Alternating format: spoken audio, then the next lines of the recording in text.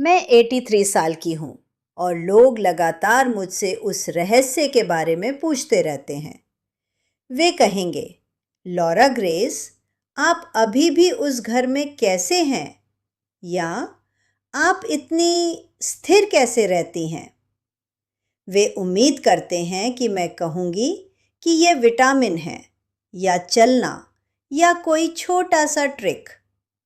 वे कुछ सुथरा सा चाहते हैं, कुछ ऐसा जिसे वे खरीद सके। तो मैं आपको सच बताने जा रही हूँ और मैं चाहती हूँ कि इस हिस्से के लिए आप थोड़ा पास आ जाएं। रहस्य मेरा खान पान नहीं है, रहस्य मेरे जीन्स नहीं है, रहस्य ये है कि मैं चुनती हूँ। हर एक दिन मैं चुनती हूँ, किसी प्यारे प्रेरक तरीके से नहीं, बल्कि एक बेताब, कभी कभी बदसूरत, यही मुझे जिंदा रखता है वाले तरीके से। और देखिए, मुझे पता है ये कैसा लगता है, क्योंकि अगर आप वहाँ बैठे शोक में हो, या डरे हुए हो, या खुद को भुला हुआ महसूस कर रहे हो, बस खुशी चुन लो, एक अपमान जैसा लग सकता है। जैसे कोई आपसे कह रहा हो कि मुस्कुराओ जब आपकी जिंदगी आग में हो। मैं ऐसा नहीं कर रही। मैं ये नाटक नहीं कर रही कि दर्द वैकल्पिक है। मैं आपको बता रही हूँ कि पर्याप्त नुकसान के बाद आप कुछ सरल सीखते हैं। दर्द आ ही जाता है, चाहे आप उसे बुलाएं या नहीं। अपमान आ जाता है, डर आ जाता है, शरीर जवाब दे जाते हैं, लोग चले जाते हैं, फ़ोन नहीं बजता, और फिर भी आप अगली सुबह उठते हैं और आपको तय करना होता है कि उसके बीच आप किस तरह के इंसान बनने वाले हैं। मैंने अपने 50 के दशक में यह नहीं समझा। मैंने अपने 60 के दशक में यह नहीं समझा। मैंने यह तब भी नहीं समझा जब विंसेंट की मौत हुई। मैंने यह उस रात सीखा जब मैं गिर गई और उठ नहीं सकी, जब मैंने अपने ही फर्श पर 11 घंटे बिताए। तभी मैंने सीखा कि चुनाव का असल मतलब क्या होता है। मुझे आगे बढ़ने से पहले आपसे यह समझना ज़रूरी है, मैं कोई खास नहीं हूँ। मैं आपसे ज़्यादा कठोर नहीं हूँ। मेरे भी ऐसे दिन रहे हैं जब मैं हार मानना चाहती थी। मेरे भी ऐसे दिन रहे हैं जब मैं अपनी रसोई की मेज़ पर बैठकर दीवार को घूरती रही, जैसे मेरी ज़िंदगी खत्म हो गई हो। मेरे भी ऐसे दिन रहे हैं जब मेरे अपने बच्चों ने मुझसे ऐसे बात की जैसे मैं कोई समस्या हूँ। तो अगर आप मुझे देख रहे हैं और सोच रहे हैं, अच्छा उसके लिए अच्छा है, तो मैं चाहती हूँ कि आप रुक जाएं। यह मेरे लिए अच्छा है नहीं है, यह वह है जो मुझे जीवित रहने के लिए करना पड़ा।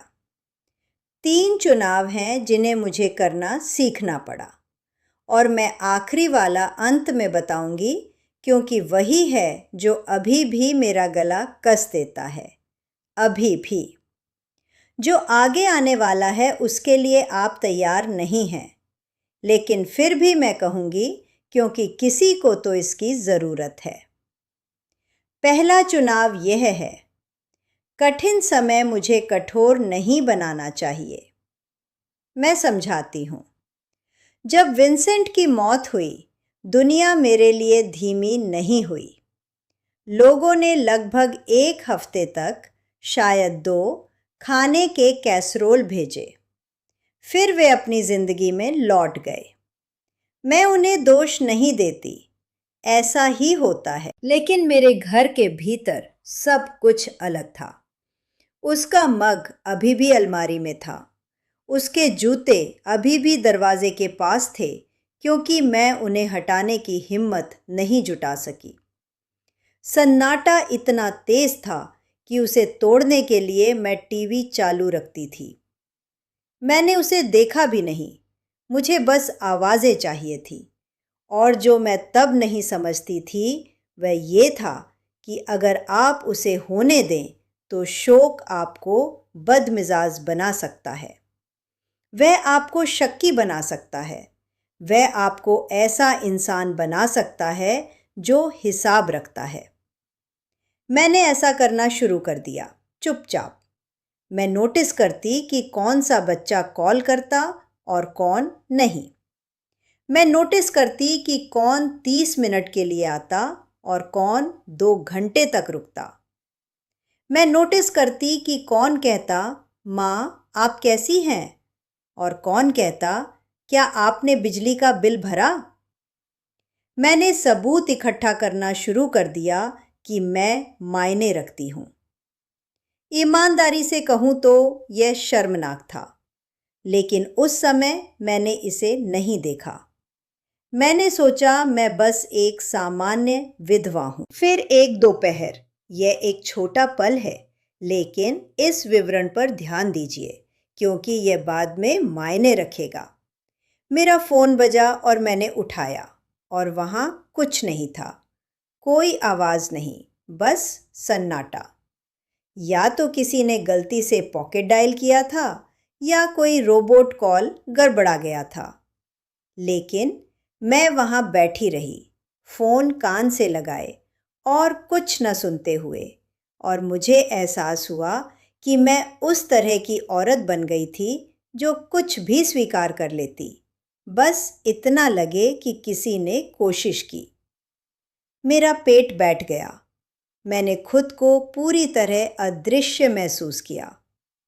उसी दिन मैंने अपने आप से स्वीकार किया कि अकेलापन मेरा सबसे बड़ा खतरा नहीं था, कड़वाहट थी।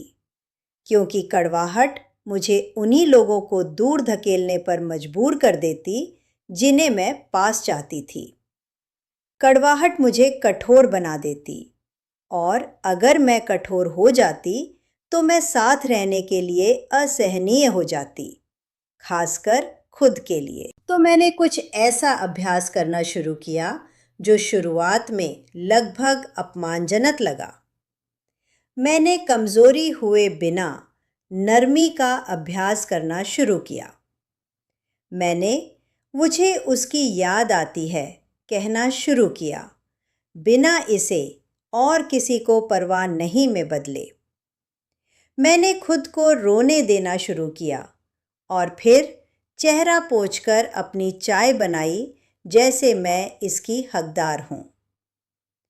बात यह है, शोक चला नहीं गया, वह बस पूरे घर को चलाना बंद कर गया। दूसरा चुनाव ये है, मुझे लोगों की सोच की परवाह करना बंद करना पड़ा, खासकर जब वे इसे चिंता कहते थे। और यही कहानी भारी हो जाती है। मेरे गिरने के बाद मेरे बच्चों ने मुझे लॉरा ग्रेस की तरह नहीं ट्रीट किया। उन्होंने मुझे एक देनदारी की तरह ट्रीट किया। मुझे पता है ये कठोर लगता है, लेकिन ये सही है। मैं वहाँ थी, मैंने शब्द सुने, मैंने उनके चेहरे देखे। मैं अपने लिविंग रूम में गिरी क्योंकि मेरा पैर एक ऐसे गलीचे में अटक गया जिस पर मैं वर्षों से चलती आई थी। मैं तेजी से गिरी और दर्द सबसे बुरा हिस्सा भी नहीं था। सबसे बुरा हिस्सा ये समझना था कि मेरा शरीर अब मेरी बात नहीं मान रहा था। मैंने खुद को ऊपर धकेलने की कोशिश की और मेरा कंधा चीख उठा। मैंने पलटने की कोशिश की और मेरे कूल्हे ने ना कह दिया। मेरा फ़ोन एंड टेबल पर था, देखने जितना पास, पहुंचने जितना दूर। और फिर लंबी घंटे आए। मैं वहां पड़ी रही और पर्दों के पार रोशनी को बदलते देखा। मैंने फ्रिज के ऑन ऑफ होने की आवाज़ सुनी। मैंने एक बार पुकारने की कोशिश की, बस यह देखने के लिए कि मेरी आवाज़ पहुंचती है या नहीं, और वो छोटी लगी। जैसे मैं पहले ही गायब हो रही हूं। किसी बिंदु पर मैंने अपने ऊपर पेशाब कर दिया। मैं ये साफ साफ कहना चाहती हूँ क्योंकि बुजुर्ग महिलाओं को इसे साफ साफ सुनने की ज़रूरत है। मुझे शर्म आई। मैं डर गई थी। मुझे बोझ जैसा लगा। जब मेरी बेटी एमा आखिरकार आई, उसके पास चाबी थी, भगवान का शुक्र है। उसने मुझे पाया और उसका चेहरा सफ़ेद पड़ गया। वह बार बार कहती रही, oh my God mummy, oh my God. और मैं उसे दिलासा देना चाहती थी, जो हास्यास्पद है, क्योंकि मैं ही फर्श पर थी। रुको, यह और बुरा होता है। अस्पताल में स्कैन और सवालों के बाद और उस नर्स के बाद जो बार बार मुझे स्वीटी कह रही थी, डेविड मेरे बिस्तर के पायती पर लिंडा और सारा के साथ खड़ा था। माइकल कोने में ऐसे बैठा था जैसे वह दीवार में पिघल जाना चाहता हो। और डेविड ने कहा, माँ, हम यह अब और नहीं कर सकते। मैंने कहा, क्या करना? उसने कहा, उस घर में तुम्हारे मरने का इंतज़ार करना। मुझे नहीं पता था उस वाक्य के साथ क्या करूं। मुझे लगा मेरा चेहरा गर्म हो गया। मुझे लगा जैसे किसी ने थप्पड़ मारा हो। लिंडा ने कहा, ये व्यक्तिगत नहीं है, ये वास्तविकता है। और जो मैं तब नहीं समझती थी वो यह था कि वास्तविकता को हथियार की तरह इस्तेमाल किया जा सकता है। यह कहने का एक तरीका हो सकता है, हमने तय कर लिया है और तुम्हें वोट नहीं मिलता। उन्होंने मीडो ब्रुक का जिक्र किया, वह सुविधा। उन्होंने इसे एक छोटा ठहराव कहा। उन्होंने इसे एक रीसेट कहा। उन्होंने कहा यह सबको मन की शांति देगा। मैंने कहा, मेरे मन की शांति का क्या? सारा ने कहा, माँ प्लीज़ इसे और मुश्किल मत बनाओ। और तभी सब कुछ बिखर गया। किसी नाटकीय चीख चिल्लाहट वाले तरीके से नहीं, एक शांत तरीके से। उस तरीके से जिसमें मुझे एहसास हुआ कि मेरे अपने बच्चे मुझे फर्नीचर की तरह खिसकाने की तैयारी कर रहे थे। मैं मीडोब्रुक गई थी 30 दिनों के लिए। मैंने सहमति दी क्योंकि मैं थक चुकी थी और मैं लड़ना नहीं चाहती थी जब मैं अभी भी चोटों से भरी थी। लेकिन मैं चाहती हूँ कि आप मेरी बात सुने। थकान से सहमत होना पूरे दिल से सहमत होने जैसा नहीं होता। उस समय मुझे नहीं पता था, लेकिन वह महीना मेरी जिंदगी की रेखा बन जाएगा, पहले और बाद में। वहाँ पहली सुबह एक सहायक ने एक बार दस्तक दी और बिना इंतजार किए अंदर आ गई। उसने कहा, उठने का समय है। नहीं। सुप्रभात। नहीं। आप कैसी सोईं? बस, उठने का समय है। मैं बिस्तर के किनारे बैठी और मेरे हाथ कांपने लगे। उम्र से नहीं, गुस्से से। मैं डाइनिंग रूम गई और उन्होंने मेरे सामने एक ट्रे रख दी। ठंडे अंडे, टोस्ट जो गत्ते जैसा था। मैंने लोगों को कुछ नहीं की तरफ घूरते देखा। मैंने एक औरत को मदद मांगते देखा और उसे कहा गया, 1 मिनट, जैसे वह किसी विलासिता के लिए पूछ रही हो। आप जो आगे आने वाला है उसके लिए तैयार नहीं है। उस रात मैं उस बिस्तर पर लेटी और मुझे एहसास हुआ कि अगर मैंने लड़ाई नहीं की तो यह मेरी पूरी जिंदगी बन सकती है। इसलिए नहीं कि मिडोब्रुक बुरा था, क्योंकि संस्थान स्केड्यूल पर चलते हैं और स्केड्यूल गरिमा की परवाह नहीं करते जब तक कोई जिद न करे। तो मैंने अपना दूसरा चुनाव किया। मैंने इस बात की परवाह करना बंद कर दिया कि मेरी जिद के बारे में कोई क्या सोचता है। मैंने इस बात की परवाह करना बंद कर दिया कि स्टाफ मुझे मुश्किल समझे। मैंने इस बात की परवाह करना बंद कर दिया कि मेरे बच्चे मुझे जिद्दी कहते हैं। मैंने इस बात की परवाह करना बंद कर दिया कि मेरे पड़ोसी फुसफुसाएं। मुझे एक चीज की परवाह थी, घर जाना। मैंने क्लेयर को कॉल किया, मेरी पोती। उसने दूसरी रिंग पर जवाब दिया और कहा, हाय दादी, जैसे दुनिया खत्म नहीं हो रही थी। और मैंने कहा, क्लेयर, मुझे तुम्हें सुनना है, मुझे यहाँ से बाहर निकलना है। वह चुप हो गई। फिर उसने कहा, ठीक है, मुझे बताइए आपको क्या चाहिए। मैं समझाती हूँ इसका क्या मतलब था। इसका मतलब था एक व्यक्ति ने मुझे ऐसे ट्रीट किया जैसे मेरे पास अभी भी अपनी जिंदगी पर अधिकार है। एक व्यक्ति ने बहस नहीं की, उसने बस पूछा कि मुझे क्या चाहिए। उसी पल मुझे याद आया मैं कौन थी। मैंने कागजी काम व्यवस्थित किया, मैंने कॉल किए, मैंने घर पर कुछ सुरक्षा बदलावों का वादा किया। मैंने अपना अहम निगल लिया और एक मेडिकल अलर्ट डिवाइस स्वीकार किया। मैंने एक योजना बनाई जो इनकार पर आधारित नहीं थी, वह रणनीति पर आधारित थी, और मैं वापस घर आ गई। अब तीसरा चुनाव, यही वह है जिसे लोग गलत समझते हैं, और यही रहस्य के अंदर का रहस्य है। मुझे खुशी चुननी पड़ी, लेकिन नकली वाली नहीं, असली वाली। वह वाली जो शोक के पास बैठती है बिना उसे कुर्सी से धकेलने की कोशिश किए। मेरे लिए खुशी सुबह की कॉफ़ी है, मेरी रसोई की खिड़की से आती रोशनी है, साफ तौलियों को मोड़ना और उन्हें रख देना जैसे मैं अभी भी एक घर चलाती हूँ। क्लेयर का आकर मुझे अपनी नौकरी के बारे में बताना, पड़ोसी का सड़क के उस पार से हाथ हिलाना, शेल्फ पर विंसेंट की तस्वीर, और यह तथ्य कि मैं उसे बिना टूटे देख सकती हूँ। और जो मैं तब नहीं समझती थी वह यह था कि खुशी किसी चीज़ के अंत में इंतज़ार नहीं कर रही होती। वह इस बात का इंतज़ार नहीं कर रही कि मेरे बच्चे अचानक विचारशील बन जाएं। वह इस बात का इंतज़ार नहीं कर रही कि मेरा शरीर ठीक तरह से चले। वह इस बात का इंतज़ार नहीं कर रही कि जिंदगी माफ़ी मांगे।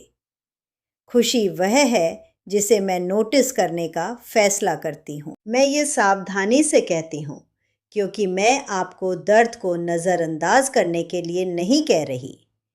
मैं आपको कह रही हूँ कि अपनी पूरी जिंदगी उसे सौंपना बंद करें।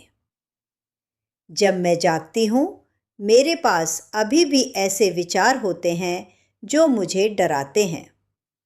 मैं सोचती हूँ, अगर मैं फिर गिर गई तो? मैं सोचती हूँ, अगर मैं बीमार हो गई और वे मुझे फिर से मीडो ब्रुक के लिए मजबूर कर दें तो? मैं सोचती हूँ, अगर मैं अदृश्य हो जाऊं तो? वे विचार आते हैं। मैं ये नाटक नहीं करती कि वे नहीं आते। फिर मैं चुनती हूँ कि आगे क्या आएगा। कभी कभी आगे ये आता है कि मैं रसोई के काउंटर पर अपने बैलेंस के व्यायाम करती हूँ, ऐसे पकड़े हुए जैसे ये एक नौकरी हो। कभी कभी आगे ये आता है कि मैं किसी दोस्त को कॉल करती हूँ और कहती हूँ, 10 मिनट मेरे साथ बात करो। कभी कभी आगे ये आता है कि मैं फ़ोन की आवाज़ बढ़ाती हूँ और उसे ठीक वही रखती हूँ जहाँ मैं पहुँच सकूँ। कभी कभी आगे ये आता है कि मैं नहाती हूँ, तब भी जब मन नहीं होता, क्योंकि मुझे पता है जब मैं करती हूँ तो दिन बेहतर चलता है। और कभी कभी आगे ये आता है कि मैं बैठकर विंसेंट से बात करती हूँ जैसे वो मुझे सुन सकता हो। मैं उससे कहती हूँ, उन्होंने मुझे हिलाने की कोशिश की विंस। मैं उससे कहती हूँ, मैंने उन्हें करने नहीं दिया। मैं उससे कहती हूँ, मैं अभी भी यहाँ हूँ। वह जवाब नहीं देता। फिर भी मैं बोलती रहती हूँ, क्योंकि प्यार कभी कभी ऐसा बन जाता है। प्यार कभी कभी ये बन जाता है कि मैं उन्हीं हाथों में शोक और कृतज्ञता दोनों उठाए रहती हूँ। तो आज रात अगर आप अपने घर में अकेले बैठे हैं और आप डरे हुए हैं, मैं चाहती हूँ कि आप कुछ छोटा करें। नाटकीय नहीं, जिंदगी का पूरा ओवरहॉल नहीं। बैठ जाइए, अपने कमरे में चारों तरफ देखिए। 3 चीज़ें ढूंढिए जो अभी भी अच्छी हैं। एक कंबल जो नरम है, एक लैंप जो काम करता है, एक फोटो जो आपको याद दिलाता है कि आपको प्यार किया गया है। वहीं से शुरू कीजिए। कृतज्ञता ताकत जैसी है, वह बनती है, वह बस प्रकट नहीं हो जाती। और अब मैं वह हिस्सा कहने जा रही हूँ जो मुझे असहज करता है। अपने गिरने के बाद मैंने खुद के लिए नोट्स लिखना शुरू किया। छोटे नियम, छोटे रिमाइंडर। बिस्तर के पास क्या रखना है, घर को कैसे सेट करना है ताकि मैं रह सकूं। जब मेरे बच्चे मुझ पर दबाव डालें तो क्या कहना है। मैंने यह इसलिए लिखा क्योंकि मैं डरती थी कि मैं वह भूल जाऊंगी जो मैंने मुश्किल तरीके से सीखा था। मेरा इरादा इसे किसी को दिखाने का नहीं था। क्लेयर ने वे नोट्स ढूंढे और उसने कहा, दादी ये एक गाइड है। उसने मुझे इसे ऑनलाइन डालने में मदद की। उसने इसका नाम स्वतंत्रता के लिए संपूर्ण मार्गदर्शिका रखा। और अब मेरा बेटा डेविड इसके बारे में गुस्से में है। उसने इस हफ्ते फिर कॉल किया। उसने कहा, माँ इसे हटा दो, तुम निजी बातें सार्वजनिक कर रही हो, लोग बातें कर रहे हैं। और मैंने उससे कहा, अच्छा। लेकिन फ़ोन रखने के बाद मैं यहाँ बैठी और मैंने फिर भी इसे हटाने के बारे में सोचा। क्योंकि मैं 83 की हूँ और मुझे यह महसूस करना पसंद नहीं कि मैं कुछ बेच रही हूँ। मुझे शर्म आती है और मैं यह दिखावा नहीं करूँगी कि नहीं आती। लेकिन मुझे लगातार महिलाओं से संदेश मिलते रहते हैं जो कहती हैं, मुझे लगा मैं बेकार हूँ, या मेरे बच्चे मुझे कहीं रखने की कोशिश कर रहे हैं, या मैं गिरी और कोई नहीं समझता कि इससे आपकी गरिमा पर क्या असर पड़ता है। और मैं उन संदेशों को अनसुना नहीं कर सकती। तो यह मेरा ईमानदार अंत है। स्वतंत्रता के लिए संपूर्ण मार्गदर्शिका का लिंक पिन किए गए कमेंट में है। मैं इसे जल्द ही हटा भी सकती हूँ क्योंकि मेरा साहस टूट रहा है और क्योंकि मेरा बेटा लगातार मुझ पर दबाव डाल रहा है। तो अगर आज मैंने जो कहा उसमें से कुछ आपके भीतर पहुंचा तो अभी क्लिक कीजिए, इंतज़ार मत कीजिए। और अगर आप मेरे साथ खड़े होना चाहते हैं तो एक लाइक छोड़ दीजिए। यह मुझे बताता है कि मैं बोलती रहूं जब मैं सोचने लगती हूं कि शांति बनाए रखने के लिए मुझे चुप हो जाना चाहिए। आप जो भी कमेंट छोड़ते हैं मैं हर एक पढ़ती हूँ, हर एक। अगर आपको चिंता के सामने खुद को चुनना पड़ा है तो मुझे बताइए, मैं यहाँ हूँ। सब्सक्राइब कीजिए अगर आप बात करना जारी रखना चाहते हैं। हर हफ्ते मैं इस मेज़ पर बैठती हूँ और आपको सच बताती हूँ, क्योंकि किसी को तो करना है और क्योंकि हम इस बात के हकदार हैं कि जितने समय तक हम कर सकें उतने समय तक कट्टर स्वतंत्रता और गरिमा के साथ जिएं।